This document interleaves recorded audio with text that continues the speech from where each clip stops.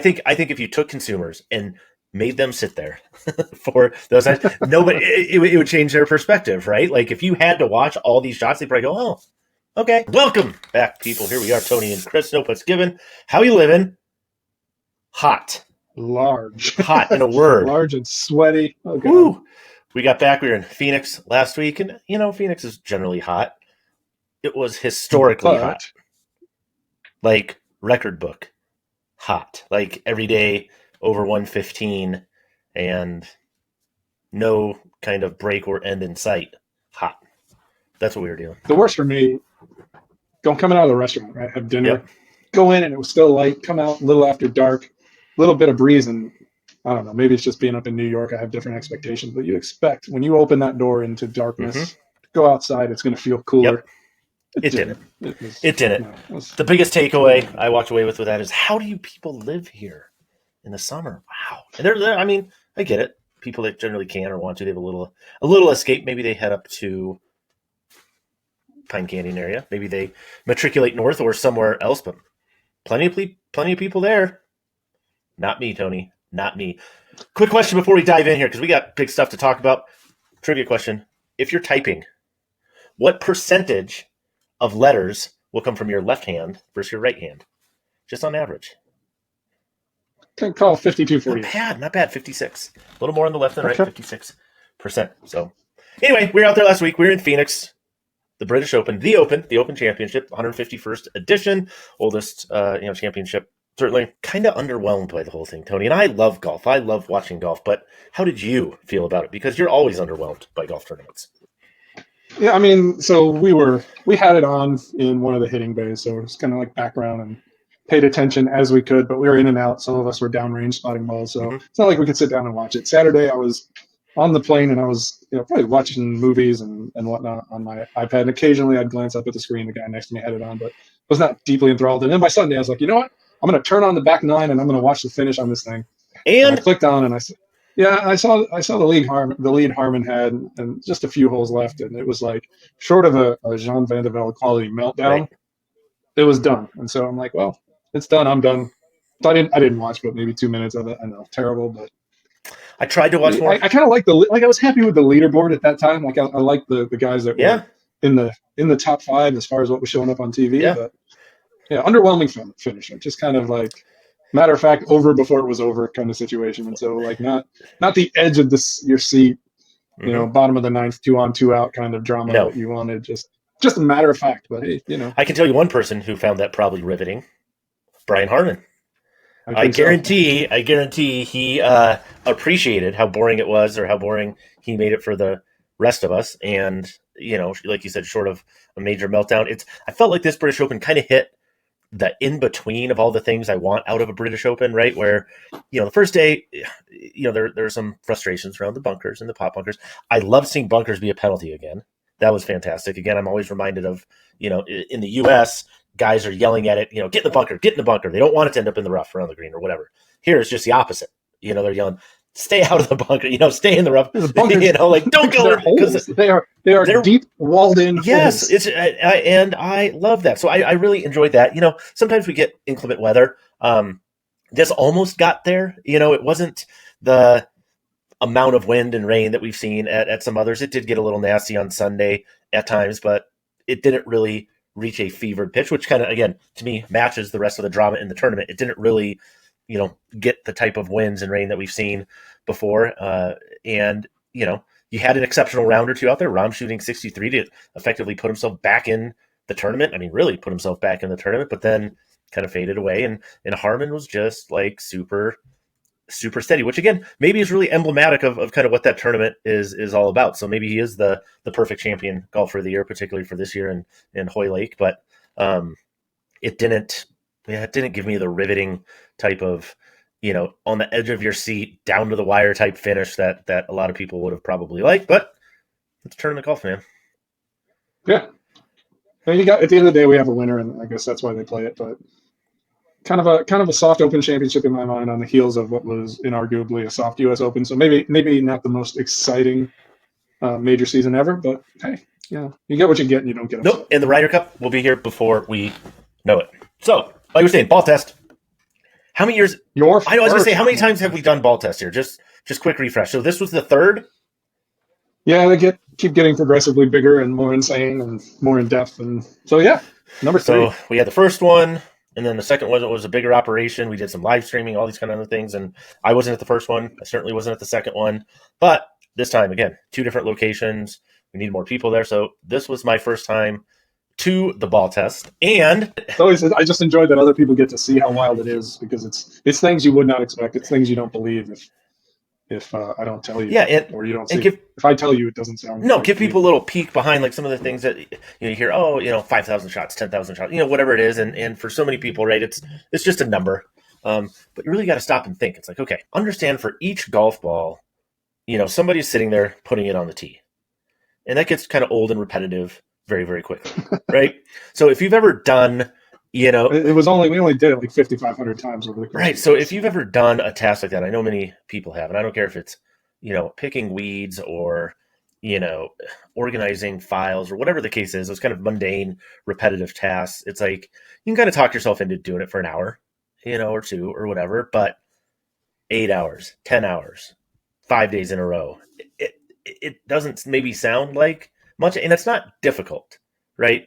Like from a labor perspective, if you will, it doesn't take like Herculean strength or anything, but you got to do it the same way over and over. And then we change. If it was an even number ball, you had to orient it this way. If it was an odd number ball, we had to orient it that way because we're hitting it on the seam and on the pole and this, and then you got to do it right each time. Just the sheer amount of doing that over and over and over, that was something you probably can't really accurately reflect for people unless you get to go do it yourself. So we'll be looking for volunteers, right?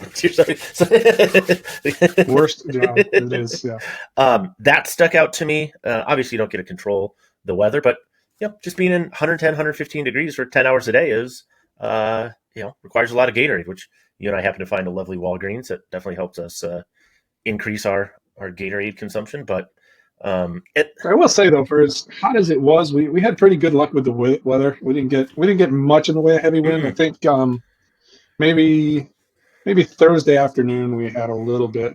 That's really the one day where we even gusted above 10, and the winds were a little higher that day. And it's mm-hmm. we had a plan for that anyway. That's part of why we had a control ball in the test. But it is interesting. Like it seemed to happen when we were testing many of the balls you would expect to be among the longest anyway. Right. It's definitely a little hard to say how much was wind and how much was just golf ball, but Well, that's again why we have a control in and I think the other thing, it's like anybody that deals in a volume type of operation, that's where you really start to see some of these differences. And so, take somebody who paints houses for a living and can look at 84 different shades of gray and tell you, oh no, this one's a little too pink, this one's a little too gray, this one's definitely a little brown, or whatever the case is. And I'm looking at it going, looks gray to me. I don't know what you're talking about. But kind of had that experience with the balls where when you watch thousands of shots over and over and over and over, and you have a robot that is as controlled a piece of this experiment as is known in existence, right? I mean, it hits it, the same spot. We have all the data, the metrics, so we can see the club head is accelerating from this point to this point, this many miles per hour. Here's the launch, spin, face angle, blah blah blah. All that stuff's controlled, so that really, again, the variable is the golf ball, and you're watching 100 shots in a row, and then all of a sudden you see one go, oh man, that one went much higher, or that one went a little bit too far. Ooh, that was definitely the right side of the grid. Those in isolation maybe don't look like much. They just look gray, I think that's exactly what you're talking about. Is why golfers are like, I'm not good enough to tell the difference, right? Because it is a shot in isolation every time, right? Versus just kind of seeing one after the other and seeing trajectories come up and down with the same ball, Mm-hmm. seeing a ball go, we say 60 yards right, and then several balls later in the same model, it ends up 50 yards left, something like that. Yeah, see the shot tracer on that, and it's like, whoa, there's not a fairway wide enough in America that those both would have stayed on. But even just those little differences, oh yeah, this one's definitely flying higher. Oh yeah, this one. Oh yeah, okay, this one's definitely doing more of that. And again, we'll see all that reflected in the data when you pull it all together and we look at the reports and things. So when we're saying, hey, this ball on average was X number of yards, shorter or offline or whatever, it's almost like that's the result. But seeing it happen live in person over 4 or 5 days, I think if you took consumers and made them sit there for those, nobody, it would change their perspective, right? Like if you had to watch all these shots, they'd probably go, oh, okay. I think, yeah. I mean, I think kind of what we saw, and you can see it. Obviously, it's easier to see it off the driver because that is, as I said, speed being an accelerant, the gasoline on the fire. Mm-hmm. It's much more obvious. But even on iron shots, you see it. And Oh yeah. so, yeah, I think if everybody kind of had the opportunity to see that, you would definitely kind of get rid of that whole "I'm not good enough to tell the difference" mindset. Like, Mm-hmm. you sit right here, you'll be able to tell the difference pretty Yeah, quickly. for me, the kind of the biggest thing it did, it took something that was theoretical, which is the numbers in the reports, and because people can interact with that however they kind of want to, and made it very experiential for me. Like you can't take somebody and you go right. People change their opinions oftentimes based on perspective. Oh, I thought this restaurant was really good. You went to it, and then you're like, okay, now I have my own personal experience to base that off of. I didn't have a personal experience to base that off of before. Now I do. I believe the data before because I trust what we do and how we do it and why. But there's no way I could deny what we do now based on having gone through it. So with that, little takeaways and teasers, Tony, what were a couple of your biggest takeaways? Again, I know we haven't sifted through all the data yet, so we can't say a lot of things definitively just yet, but you got a couple nuggets. I know you do. Yeah, I mean, I think we've seen some. And I said this when we did kind of a live stream on the last day when we were goofing off hitting balls with 130-mile-an-hour club head speed. That was But fun. it'd be hard pressed to find any brand in the test that escaped with a clean sheet. We have a Titleist Pro V1 in the test that I believe would certainly qualify as a bad ball. We saw some stuff with Bridgestone, for example, where the peak height differences were noticeably different from one shot to the next Mm-hmm. with the same model. Mm-hmm. We had a Shrixon fly wildly offline. We had TaylorMades that were hit maybe 20 minutes apart that finished 70 yards apart. Right. And neither one was in the middle. So, right. yeah, I mean, that kind of stuff is always like, and I've said nobody is perfect 100% of the time. Right.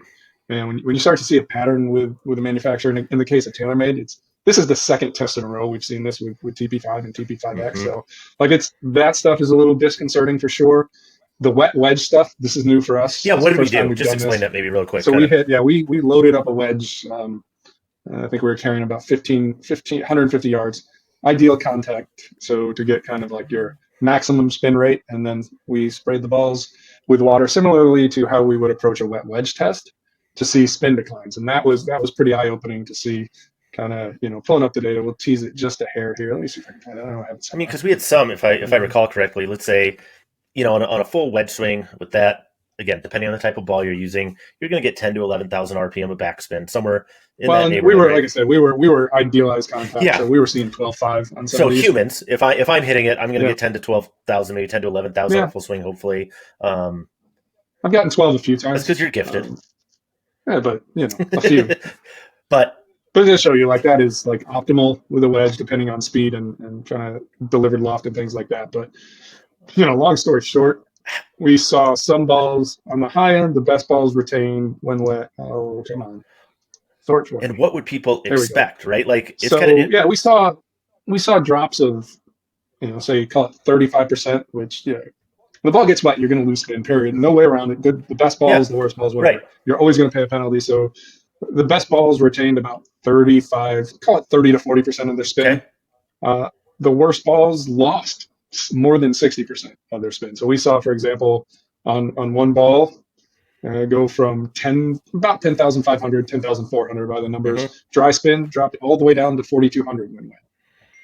And so if you're playing in morning dew, for example, in the rain, I know a lot of people don't like to do that, but certainly if you're out early, especially as you get into like spring and fall, for sure, you're going to encounter that. Mm-hmm. And so to understand like your choice in golf ball, even at that level, it matters. Something as basic as how well it gets rid of water. Mm-hmm. So I think that's going to be pretty eye opening for sure. And again, this one's new for us. Yeah.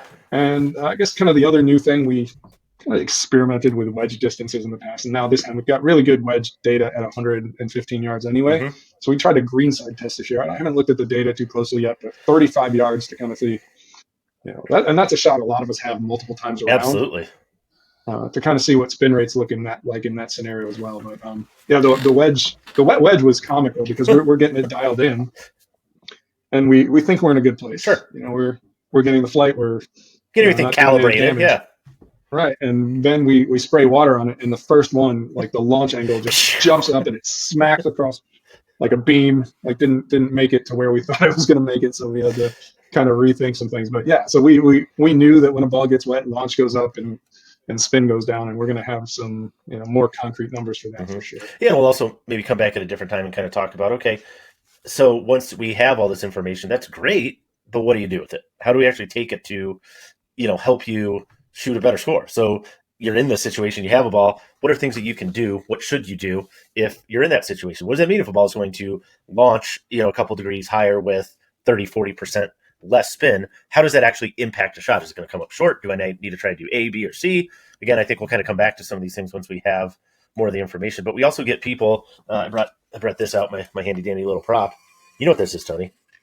Chetco, right? You take a golf ball, you put it on this little thing here, you spin it around, and I'm grabbing one of these calibration or one of these balls. It's a Callaway ball.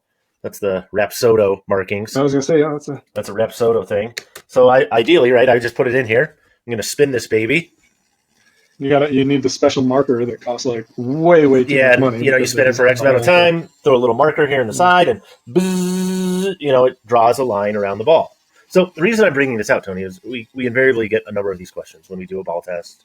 We get a lot of the DIY crew say, oh, either I want to do a test like this, or I've done testing like this, or how does this compare to something like a Chetco? Why can't I just use this? Doesn't that give me the best kind of ball? Like, what advice would you give to ball testing DIY individuals? Chetco is interesting. Like almost no golf ball is perfectly balanced, right? Everything has a little bit of imperfection, and so Chetco go spins and kind of aligns on the center of gravity. And so, yeah, it's you're going to find something better. You're going to find for putting maybe an optimal roll position on that. So it's one of those things. Chetco Pro can't hurt.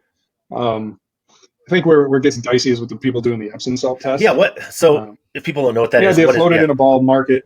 When it's going to kind of align itself up, put a dot, spin it, and see how quickly it returns to that position. And the idea if it doesn't come right back, or if it spins for how it's supposed to work. But basically, like if it keeps coming to that same point quickly, right, like there's a problem. Okay.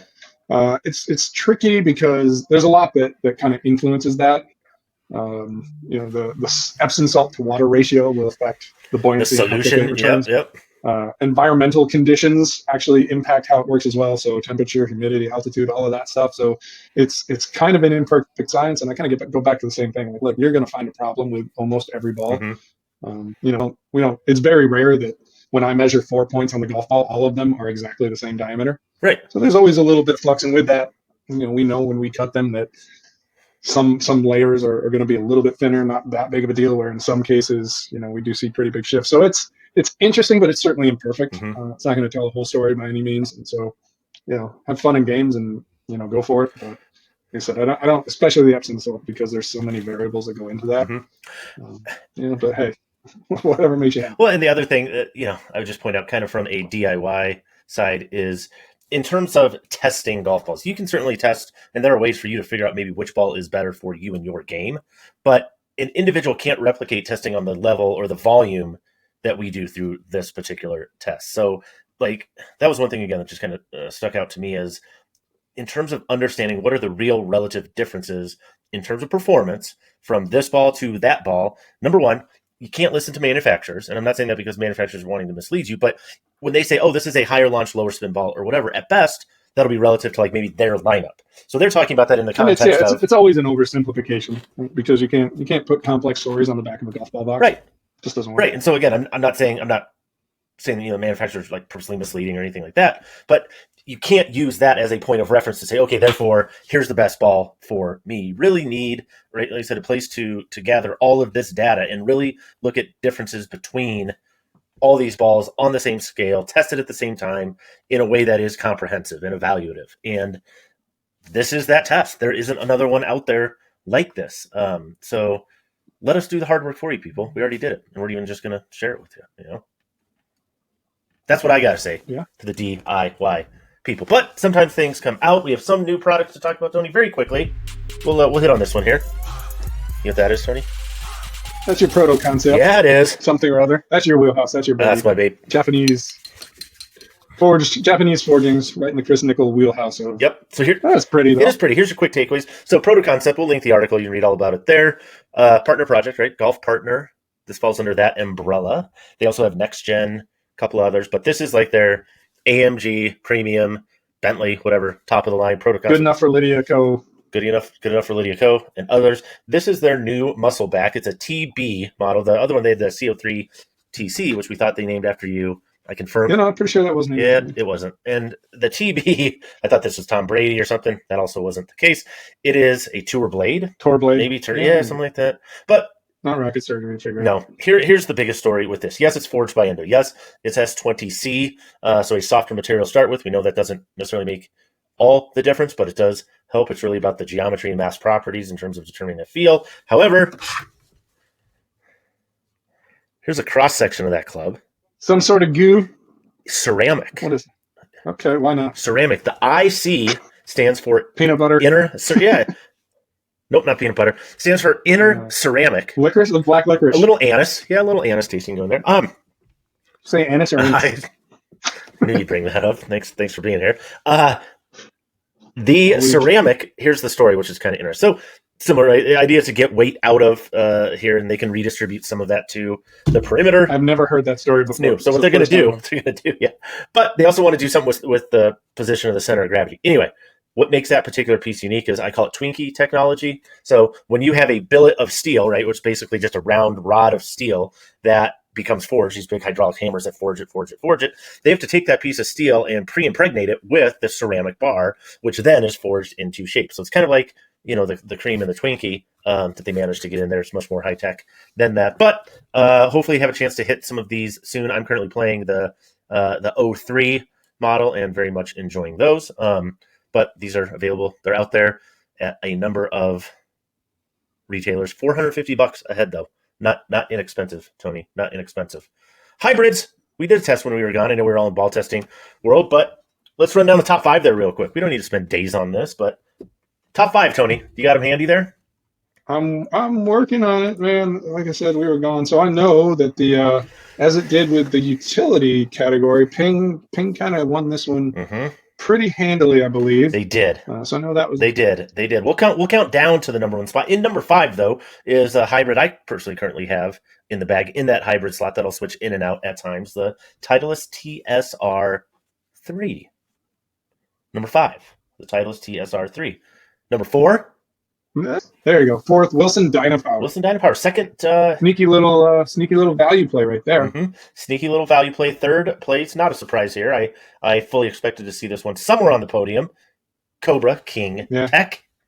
It's kind of that bigger, almost fairly like hybrid, but it is, yeah. It's fun to play with for sure. Yeah, definitely. If you're somebody that's looking, like I said, you like your hybrids a little more fairway wood-ish, a little on the more robust side.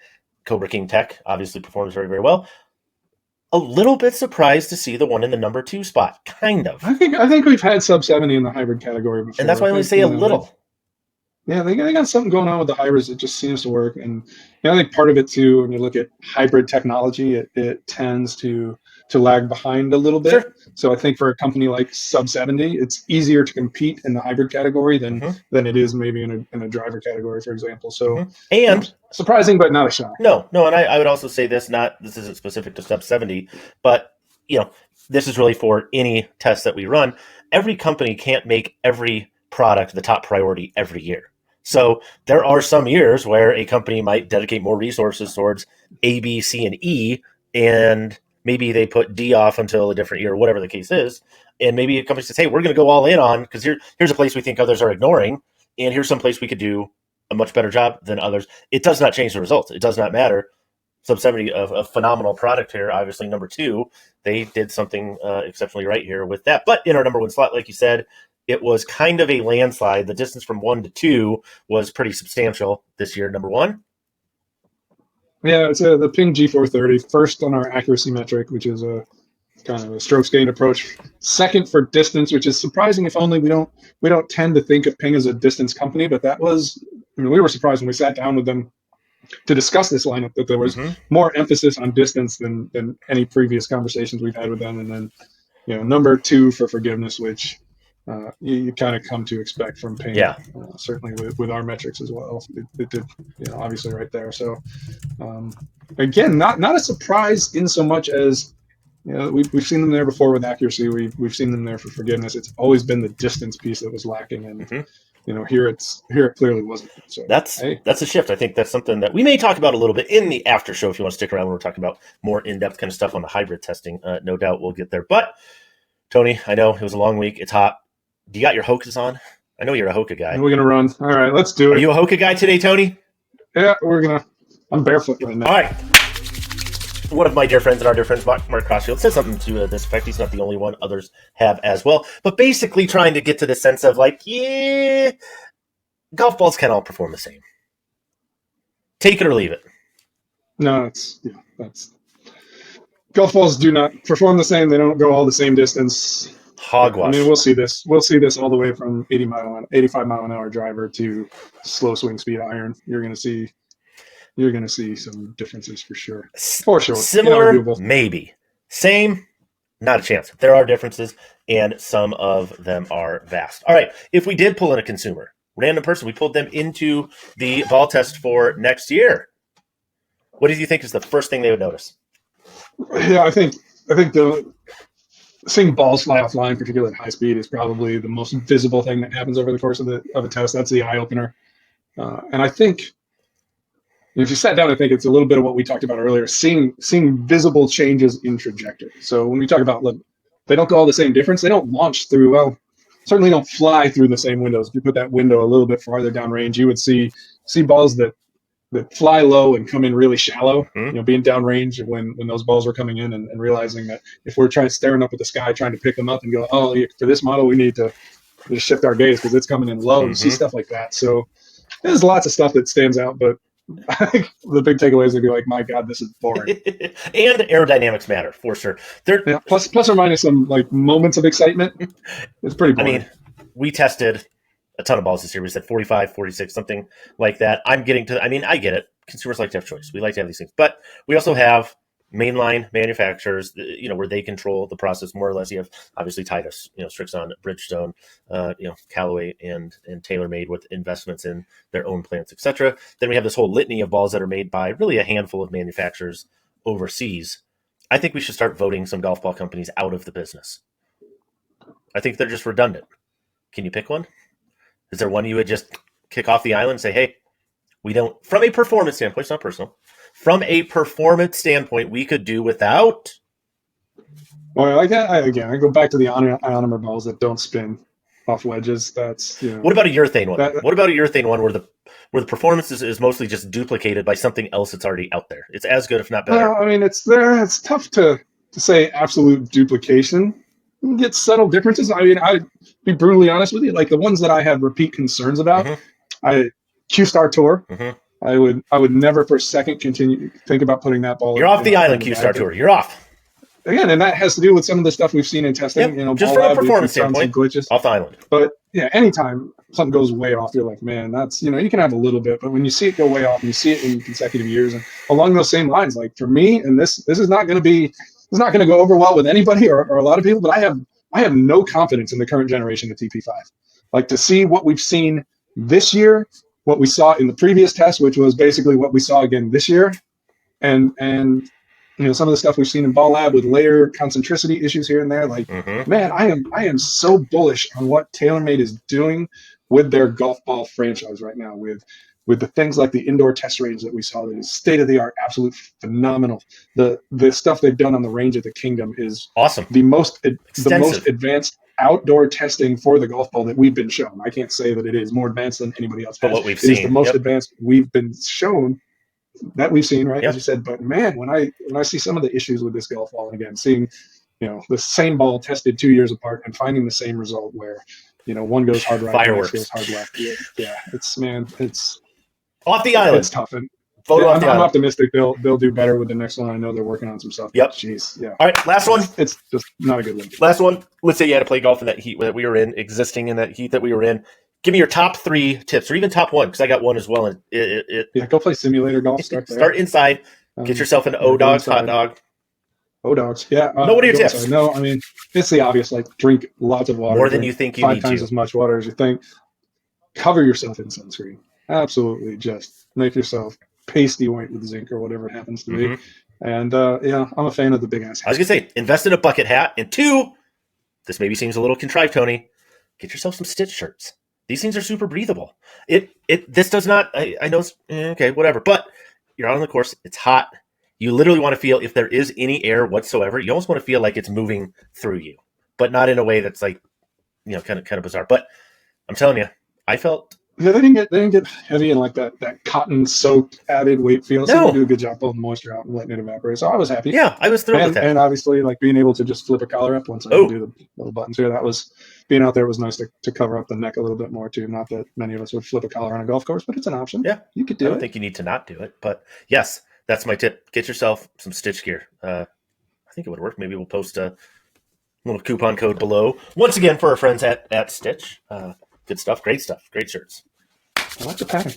I'm a big fan of patterns. All right, Tony, that's a pretty quick rundown there. Again, if you're interested, stick around. Little hybrid talk in the after show. But until then, until next week or the week after, we out. All right, we're back. Welcome to the after show. If you stuck around, we appreciate you. Thank you for sticking around with us. Let's talk hybrid stuff, Tony, a little bit. Hybrids gaining. We'll talk hybrids and we'll use a better microphone. Yeah. How about that? Let's do that. So, first of all, this is I know this is kind of an evolving place in the bag. Part of what makes it interesting used to be, okay, you have hybrids. They're basically for people who couldn't hit their long irons, and it's like, okay, well, at some point in time, don't hit a 7-iron or 6-iron, 5-iron. Oh, there we go. Get rid of that 4-iron, 3-iron, put a hybrid in your bag. That's not really the case anymore. So, what is a hybrid for? Let's talk about that part first. Why do we have this as a separate testing category, and who is this list really for? Well, I guess it's for somebody who wants a hybrid. Thanks for coming to my TED Talk. Yeah, who should want a hybrid? Yeah, I think still, going back to the originals, right? It's just for people who struggle with long irons. I don't think that's fundamentally changed. So, No. It falls in that category that Mizuno calls DLRs, right? Mm-hmm. Direct long iron replacements. Utilities can also be DLRs, but one or the other, right? And I think this is really for most often for the guy who struggles with long irons, whether it's to hit them consistently well, whether it's to achieve the requisite ball speed for proper gapping, whether it's to hit them high enough in the air such that they have any stopping power coming into the greens, somebody who needs, just wants more forgiveness in a general sort of way, whatever it happens to be. So it's a pretty versatile club, which I guess is kind of cool too. And we've also seen, I think, in terms of trends, it used to be almost isolated to like, man, again, I'm going to go back to like original, like TaylorMade rescue kind of stuff. Maybe it was 2, 3, and 4 hybrids. There's, maybe a handful of models, but now we've seen that even jump up as replacements for 5-irons, 6-irons. Some go up to 7s, maybe some 8s, and kind of like when you get into the extremes of the game improvement hybrid space, like some of the Big Bertha stuff, for example, they'll get up into really weak lofts. So yeah. And the thing I've always liked about the hybrids, it really does run the gamut. So you do have like more, very rare that you find like a true peanut anymore. Like the TSI 3 was kind of like that really compact hybrid. I feel like Titleist maybe kind of thought that they overcooked it a little bit there, but from a size footprint perspective, it runs a gamut from smaller designs to bigger heads that are, probably when you think about small fairway woods, there's probably some overlap there, right? If you put those created a Venn diagram, you would have some spots where there is overlap. So a lot to choose from, a lot of variety in a single club type. Maybe a lot of different lofts, a lot of different features. Probably certainly more than any other category that isn't otherwise segmented, right? It's a huge difference between a blade and a super game improvement iron, but right. Hybrids, very rare do you get that clear distinction in the marketplace, right? They're all just kind of hybrids, and you find the one that suits your eye and fits your swing. So you have a lot that are really cool. Like I said, even some that are just middle of the road. Like I said, take the TSR 3, which is again more of a smaller, compact design to be of the hybrids, a lower flying, lower spinning option. Again, contextually within the hybrid space, but you also have like we said, Cobra. Ping is maybe kind of right in the middle of those two from a size perspective. So it's kind of, so I guess here's the question. When we test that, we talked with irons, our criteria, how much we kind of weight different areas because of that. How do we do that with hybrid testing, given, like I said, that we're running from smaller hybrids up through things that are maybe even close to the size of a small fairway wood? Yeah, so we made the decision early on. It comes like, in very simple terms, there are kind of 2 ways you can test a wood, and hybrids are loosely metal woods, right? They tend to trickle down from that same lineup. It's do you test it like a driver and a fairway wood, or do you test it like an iron? Where with the former, it's really like, I'm just trying to hit it far, It's more of a distance approach. Or do you treat it like an iron as a target club? And this goes back to when we were first starting club testing. Titleist had this line at the time that hybrids are scoring clubs. Right. And that kind of resonated with me because it's typically, you do use them off a tee in some cases, but more often than not, when you have a hybrid in your hand, you're trying to get it on a green. So we test them like irons. We use that same type of methodologies. Differences, instead of having a long iron, a mid iron, and a short iron, we have a single club in the current test. Right. But maybe one day we'll evolve and test different loft of hybrids as well. But that's kind of how we do now. And so we use kind of the same baseline metrics that we use with irons. We just tweak the values a little bit. So we put numbers on it. 50% of the score comes from our strokes gain metric. And again, we love that because it includes elements of distance, elements of pin proximity, elements of the lie condition that would have resulted from a shot. So just kind of a really robust metric that works, even in a test environment, works really well for iron testing or target-based testing, if you will. So we'll use it for wedges as well. Yeah. And then the other 50%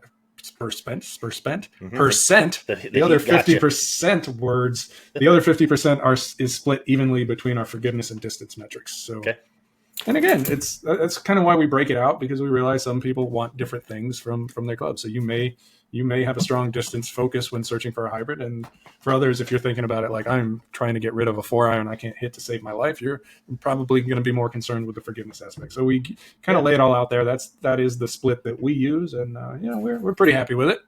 Yeah, I mean, and the thing that I like too is, when we break this down in the reviews, you can see where it ranked in terms of good, better, best, fair, poor in those different areas, right? So you can take. And again, the full disclosure, right? The fine print here is, as with most of our tests, the gap in actual distance under our metrics, right? The distance from say 1st to 10th for forgiveness is a lot narrower than it is for distance. So just something to think about when you say, oh well, it finished 10th for forgiveness. How can that be? How can it still be among the leaders? And you go, well, because under that particular metric, there's not a whole lot of difference. Some difference, but it's not a giant chasm between say 4th and 10th. No, we're talking tighter than it is for distance. Yeah, think of 100-meter dash in the Olympics.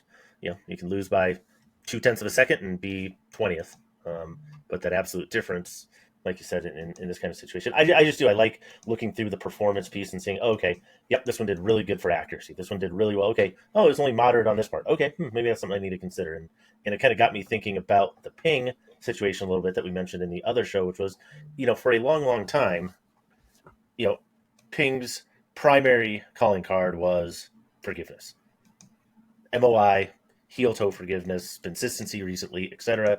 And then when we, like I said, with G430 line in particular, the messaging changed. We heard them talking a lot more about placing more of an emphasis on distance, which we've been hearing from everybody else, or a lot of other companies anyway.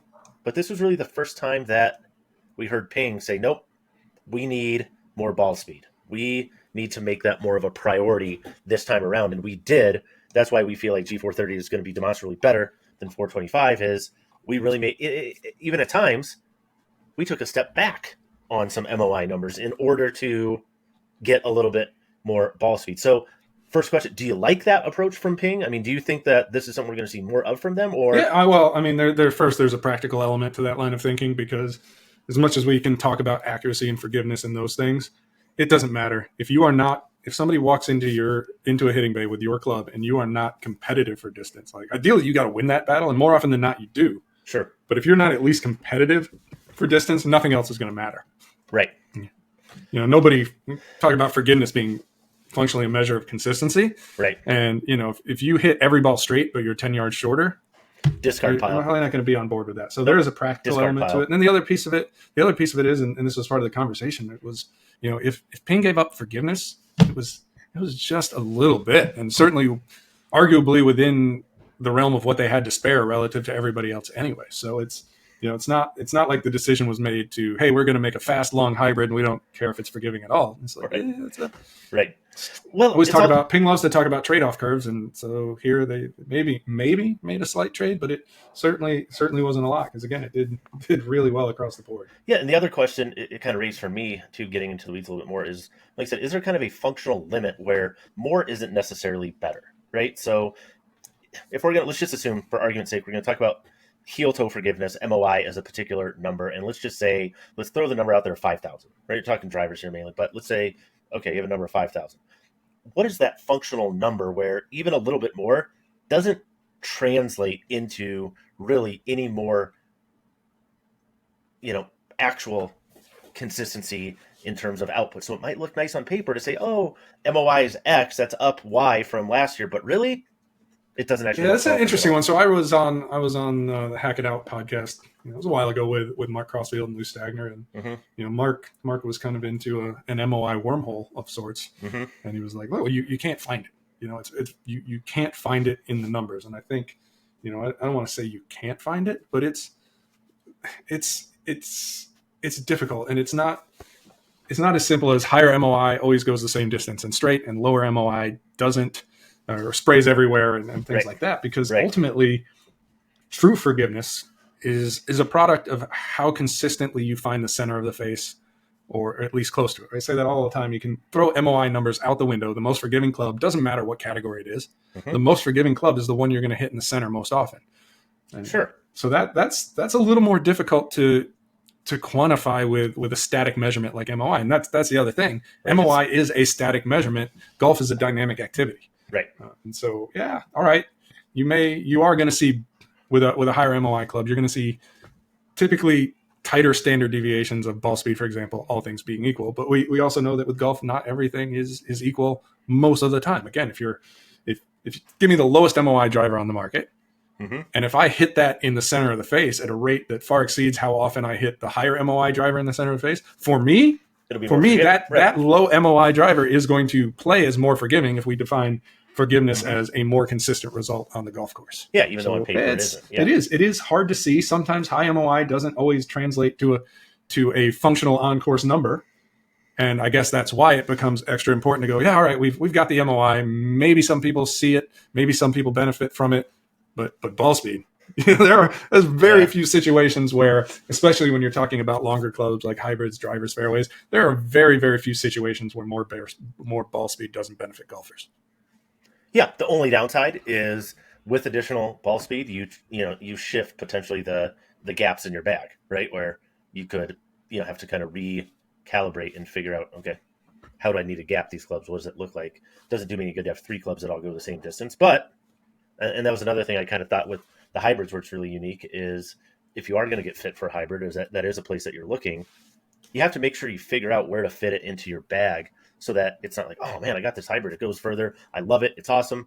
But now I have a hybrid and a 5-wood that are basically the same club, so. Yeah, there's always some tuning and tweaking. And that's the beauty of adjustable clubs where sometimes, hey, if my hybrid and fairway are too close together, maybe it's as simple as adding loft to one. Maybe it's a little add loft to one, take loft off another, whatever it happens to be. So you got options. What else do we have coming up on the equipment testing side? What's fairway woods are next. We got fairway woods, wedges, and we're done for the year with the big stuff. And we'll do some kind of one-off fun stuff we got planned. We got some things we've been working on. We got some other stuff in the pipeline. So but for big we'll stay busy. Fairway woods, wedges, those are all coming up. If you have questions, I know you do. Post them below. Let us know what you think. We'll do our best to answer them. Golf Spy T on the interwebs. Golf Spy C also on the interwebs. Find us, follow us, ask us questions. And until then, we're out.